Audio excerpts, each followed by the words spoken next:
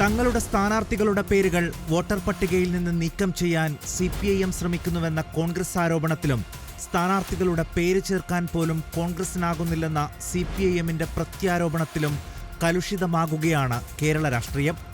തിരുവനന്തപുരം കോർപ്പറേഷനിലെ ഏറ്റവും പ്രായം കുറഞ്ഞ സ്ഥാനാർത്ഥിയെന്ന നിലയിൽ കോൺഗ്രസ് അവതരിപ്പിച്ച വൈഷ്ണ സുരേഷിന്റെ പേര് വോട്ടർ പട്ടികയിൽ നിന്ന് ഒഴിവാക്കിയതാണ് വിവാദങ്ങളുടെ തുടക്കം.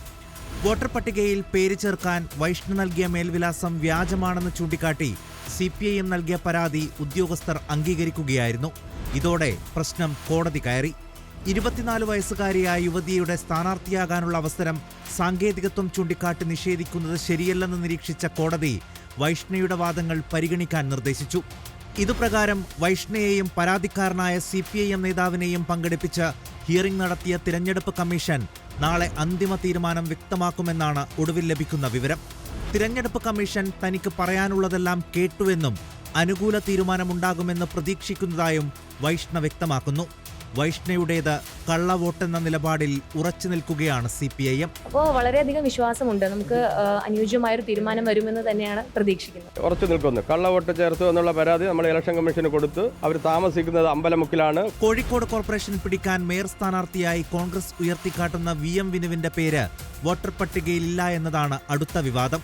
തന്റെ വോട്ട് വെട്ടിയെന്ന പരാതിയുമായി വിനു കലക്ടറെ സമീപിക്കുകയായിരുന്നു. എന്നാൽ 2020 തദ്ദേശ തിരഞ്ഞെടുപ്പിലും വിനുവിന് വോട്ടുണ്ടായിരുന്നില്ലെന്നും വോട്ട് നീക്കം ചെയ്തതല്ലെന്നും ചൂണ്ടിക്കാട്ടിയ CPIM കോഴിക്കോട് ജില്ലാ സെക്രട്ടറി M മെഹബൂബ് ഇതിന്റെ തെളിവുകളും പുറത്തുവിട്ടു. എന്നാൽ താൻ വോട്ട് ചെയ്തെന്ന് തറപ്പിച്ചു പറയുകയാണ് VM വിനു. നിയമപരമല്ലാതെ വോട്ട് ചേർക്കാൻ ശ്രമിച്ചാൽ തടയുമെന്നാണ് CPIMന്റെ മുന്നറിയിപ്പ്.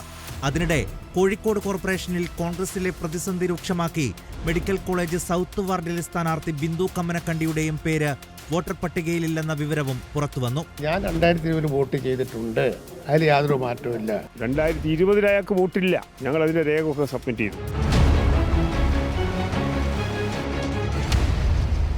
വോട്ടർ പട്ടികയിൽ ക്രമക്കേടോ?